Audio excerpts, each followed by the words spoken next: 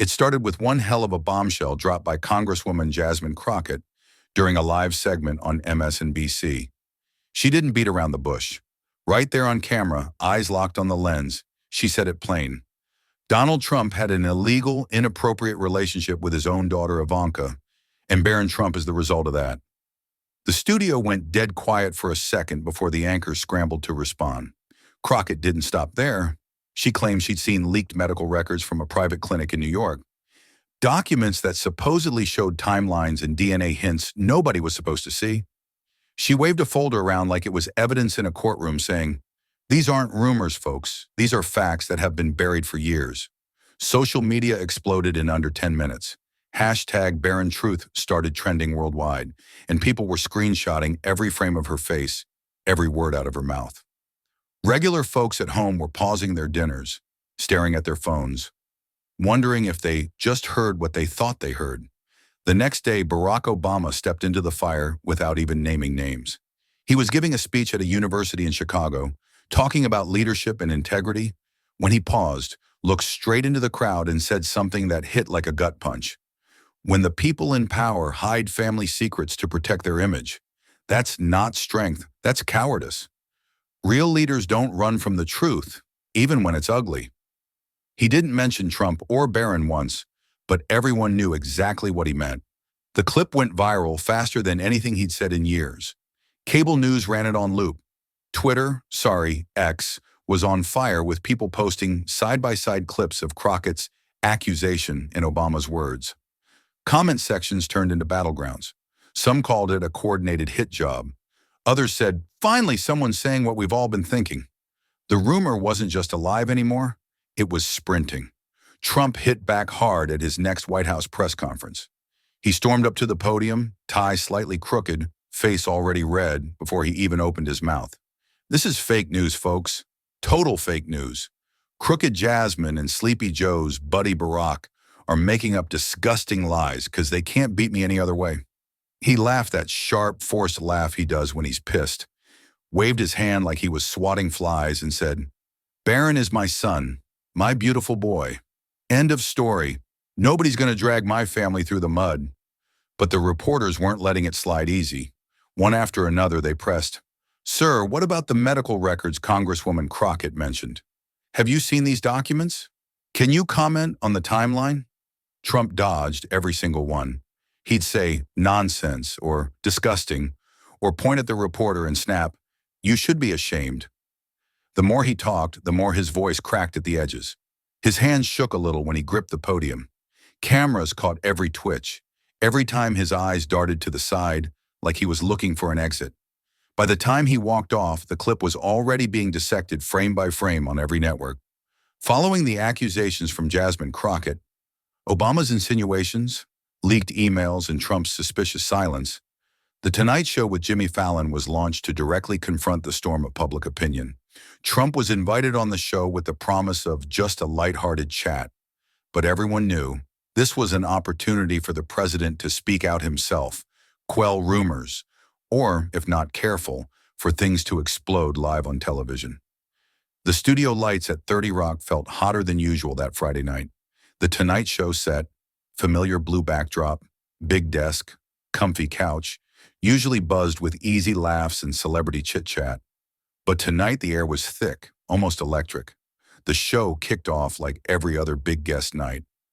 Fallon bounced out with that big grin. "Ladies and gentlemen, the 47th President of the United States, Donald J. Trump." Thunderous applause, some booze mixed in, the usual split crowd. Trump waved like a champ, soaked it up, sat down, legs crossed, looking relaxed.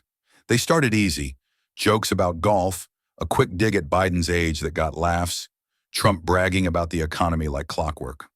Fallon kept it breezy, tossing softballs. Then he eased in the family angle, casual as hell. "Mr. President, you've got a big family. Barron's growing up fast. How's he handling all the attention these days?" Trump chuckled, waved it off. "He's great. Tall kid, smart kid, stays out of the spotlight, which is smart." Fallon nodded, smiled, but leaned in just a touch. "Yeah, family's everything, right? You and Ivanka, you two have always been close. That bond, people talk about it. Trump's smile tightened for half a second. He laughed again, but it came out shorter. Ivanka's incredible. Best daughter a father could have. We're a close family, always have been. Fallon didn't push hard yet, just let the words hang. He asked about grandkids, policy, flipped to a funny video clip of Trump dancing at a rally. The audience laughed, tension dipped. But Fallon's eyes kept flicking to the side table, where a thick, leather-bound photo album sat waiting. Innocent looking, like something from a family vacation. Trump hadn't noticed it yet. He was still in his element, gesturing big, telling stories. Fallon played along, nodding, smiling, waiting for the exact right beat. After the band finished the last note of a commercial break sting, Fallon turned straight to Trump with that same easy smile he'd been wearing all night. Without missing a beat, he reached over to the side table and pulled the thick leather photo album into his lap like it was no big deal. Mr. President, I've got something here I think the audience is going to want to see. Trump leaned back, still chuckling from the last joke, arms folded like he was ready for another round of fun. Fallon opened the cover slowly, letting the camera zoom in tight on the first page. Wedding photos, Trump and Ivanka, both younger, both smiling wide at some fancy event. He flipped to the next one, then the next. The poses got closer, hands on waists, faces inches apart, eyes locked in a way that didn't look like typical father-daughter shots. Fallon paused on a black and white candid, Ivanka's head resting on Trump's shoulder, his arm wrapped around her tight, timestamp burned into the bottom corner. Late 2005. He looked up, voice calm but dead serious. These aren't just memories, Mr. President. These are proof of an illegal bond. The dates line up exactly with when Barron was conceived. The studio sucked in a breath. You could hear the silence over the airwaves. Trump's laugh came out quick and sharp, the kind that's supposed to brush something off but lands wrong. Jimmy, come on, that's ridiculous. Family love. People don't understand it. We're a close family, that's all. His hands waved like he was clearing smoke, but his eyes kept flicking to the screen behind him, where the photo stayed frozen, blown up huge. Fallon didn't blink. He flipped another page, showing a second shot from the same night. Trump kissing Ivanka's forehead, while she looked up at him, soft, private. Close is one thing, Fallon said quietly. This is something else. Trump's smile cracked. He shifted in the chair, legs uncrossing, then crossing again. You're twisting innocent pictures. People take photos. Big deal. His voice had that edge now, the one he gets when he's cornered. Fallon stayed steady. Let's hear from someone who was there. He nodded to the control booth. A screen dropped down behind them and a video feed flickered on. Blurred face, voice altered, but the words cut clean. It was the former nanny, speaking low and fast. I worked for the family in 2005. I heard them arguing in the hallway one night. She was crying, saying, "We can't let anyone know." He told her, "We'll handle it. We'll hide the truth about the boy." I wasn't supposed to hear it, but I did. The clip ended. Trump's mouth opened, closed, opened again. For the first time all night, he didn't have a comeback ready. The audience sat frozen. Then the dam broke. Trump slammed both palms on the desk so hard the microphones rattled. This is a setup. You're fabricating lies. Fake video. Fake photos. Cut to commercial right now. His face was bright red, veins popping at his temples. He jabbed a finger at Fallon. You're done, pal. You're finished. Fallon didn't flinch. He reached under the desk and pulled out a single sheet of paper, protected in a clear sleeve. He held it up for the camera. This is a document dated December 2005, signed by you, Mr. President, a confidentiality agreement with a six-figure payout to a medical staff member. The notary stamp is legit. The signature matches your others on file. You signed it to keep people quiet about what happened that year. Trump's eyes locked on the paper like it was a snake. He lunged halfway out of his chair, pointing at it. That's forged. That's a fake.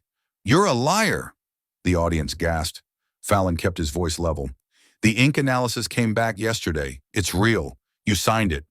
Trump roared over him. Shut this down. Shut the cameras off. He stood up fast, chair scraping loud across the floor. Security stepped in quick from the wings, hands up, trying to calm things. Fallon stayed seated, looking straight at Trump. America deserves to know, sir. No more hiding. The shouting went back and forth, Trump yelling about lawsuits, defamation, crooked media, Fallon answering short and calm, letting the document sit there on the desk like a loaded gun. Then Fallon raised a hand, calm as ever, and said, "We're not done yet, Mr. President. Let's hear from someone who actually works with the science." He nodded to the control room again. The big screen lit up with a new feed, black background, no face, just a distorted voice coming through clear on speakerphone.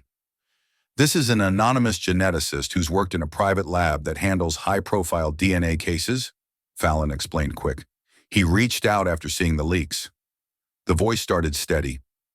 "I've reviewed publicly available records, birth certificates, hospital logs, even some ancestry database matches that were never supposed to be cross-referenced. There are clear mismatches. The mitochondrial DNA markers don't align with Melania's line the way they should for Barron. I'm preparing full reports with chain of custody documentation. They'll be public by morning." The studio erupted. Gasps, murmurs.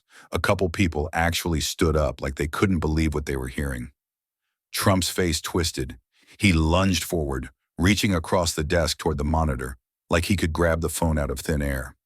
"You're lying! You're all lying! I'll sue you into the ground, every one of you!" Security jumped in fast. Two guys in dark suits stepping between him and the desk, hands out but not touching. Trump kept yelling over them, spit flying, "Shut this fraud down! Cut the feed!" The geneticist's voice cut back and cool. "Threats won't change the data, sir." Chaos rolled through the room, cameras shaking, audience yelling, producers in headsets scrambling. Fallon just sat there letting it play out, eyes locked on Trump.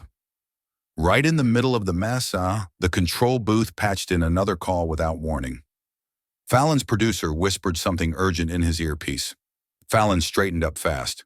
"Hold on, we've got someone else on the line. Barron, you there?" The speakers crackled, then a young voice came through, shaky but loud enough to cut through the noise. "Yeah, I'm here." It was Barron. Everyone recognized it instantly. No video, just audio, but the whole place went pin-drop quiet. Trump froze mid-rant, mouth half open. Barron didn't waste time. "Dad, why hide me? I found the letters in the old safe at the house, the ones you wrote to Ivanka, the dates, the promises, everything about keeping it secret. Why'd you do it?" Trump's color drained. He stared at the monitor like it had slapped him. "Barron, this isn't... You don't understand." Barron cut him off, voice cracking now. "I understand enough. You lied to me my whole life. Mom lied. Everyone lied." The audience let out a collective breath. Someone in the back started crying audibly. Trump rubbed his face hard, eyes glassy for the first time anyone could remember seeing on live TV. "Son, it's complicated. We did what we had to for the family. For you. I love you. You're my boy." He stopped, throat working, almost breaking. Then he shook his head fast, snapping back. "No, this is a setup. They're using you. Don't say another word." But the damage was done. Barron's line went quiet, then clicked off. Trump sat back heavy, breathing hard, looking smaller than he ever had on camera. Fallon didn't let the silence linger. He reached into a folder on the desk and pulled out a thick stack of printed emails, holding the top sheet up high so the camera could catch every line.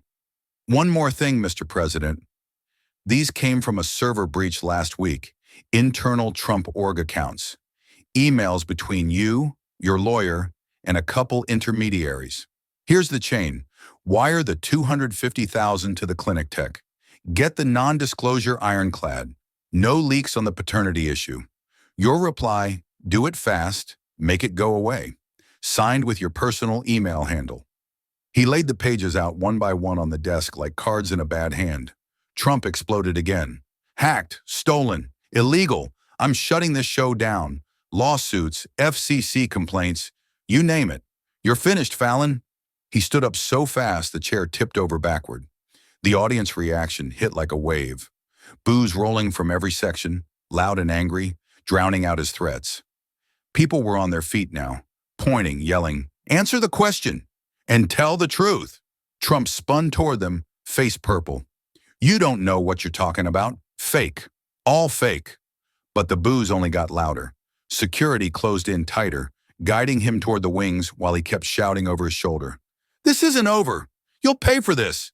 He stormed off stage mid-rant, tie flapping, Secret Service trailing close. The camera stayed on the empty chair for a long beat.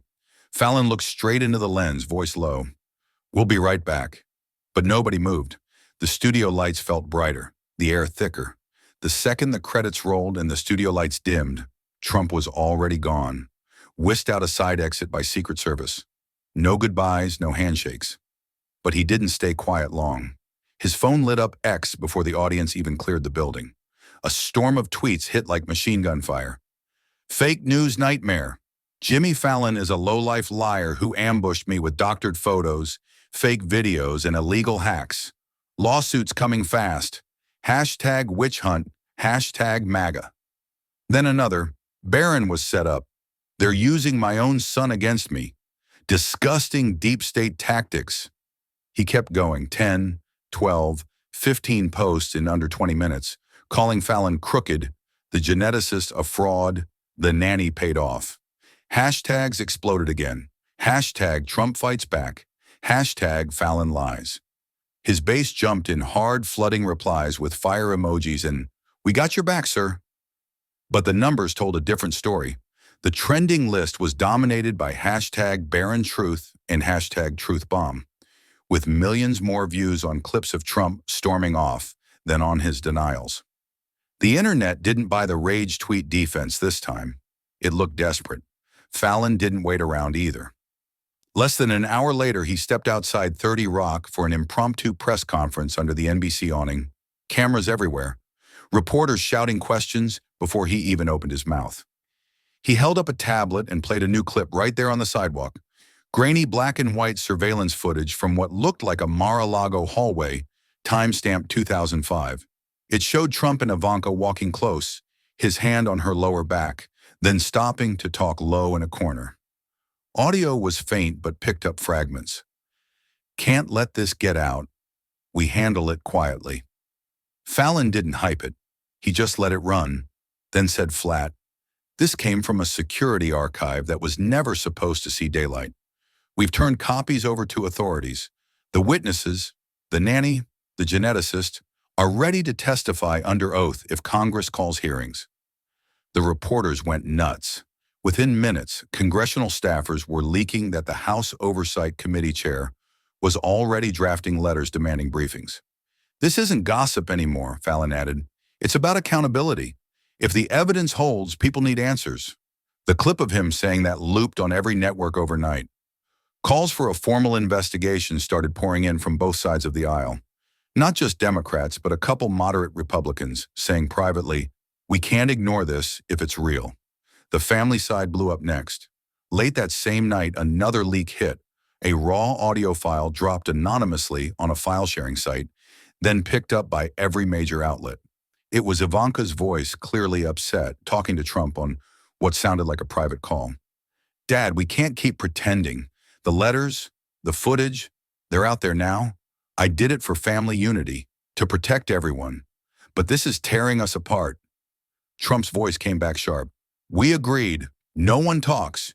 You stick to the story, Ivanka. For Barron, for the brand, for everything."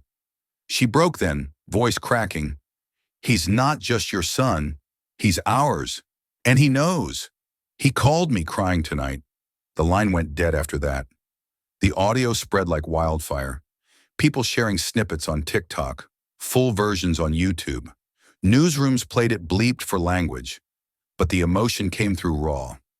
Clips of the argument went mega viral, racking up hundreds of millions of views. Family photos that used to look wholesome now felt loaded. Ivanka went dark on socials. Barron deleted his account entirely.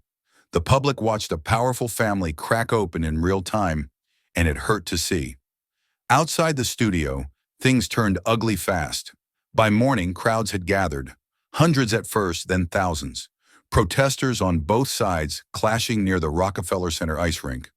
MAGA hats waved signs saying, "Hands off Trump," while others held up printed screenshots of the leaked emails and footage, chanting, Tell the truth. Fights broke out. Shoves, thrown water bottles, NYPD pushing lines back with barriers. One viral video showed a Trump supporter yelling at a counter-protester, then both sides rushing each other until cops sprayed pepper. The images looped on cable news all day. It wasn't just politics anymore. It felt personal, like the country was splitting over one family's secrets. That night, Fallon went back on air for a special unscripted segment. No guests, no band, just him at the desk under a single spotlight. He looked tired but steady. Last night wasn't about ratings or gotchas, he said quietly. It was about putting evidence in front of people and letting them decide. Truth has power. It doesn't care about titles or tweets or threats. It just sits there until someone deals with it. He paused, looked straight into the camera. We've got more coming. Legal filing, sworn statements, maybe court dates. This story isn't ending tonight. It's just getting started. He signed off simple. Good night, America. Sleep on it. The screen faded to black. No jokes, no music sting. Just silence. The episode closed out one of the wildest nights in late-night history, but it opened something bigger, a lingering storm that wasn't going away anytime soon. The whispers had turned to shouts, the shouts to evidence, and the evidence to a reckoning nobody saw coming. Whatever happened next, the country wouldn't forget this one. What do you think happened that night? Was it the biggest truth bomb ever dropped on late-night TV, or did Fallon go too far? Drop your thoughts in the comments below. I'm reading every single one. If this story blew your mind like it did mine, smash that like button, share this video with anyone who needs to see it, and hit subscribe right now so you don't miss what's coming next. We've got more explosive updates, deeper dives, and maybe even some follow-up fallout from this whole mess. Turn on notifications too. You won't want to miss a single second. Thanks for watching, and I'll see you in the next one. Stay curious, stay real. Peace.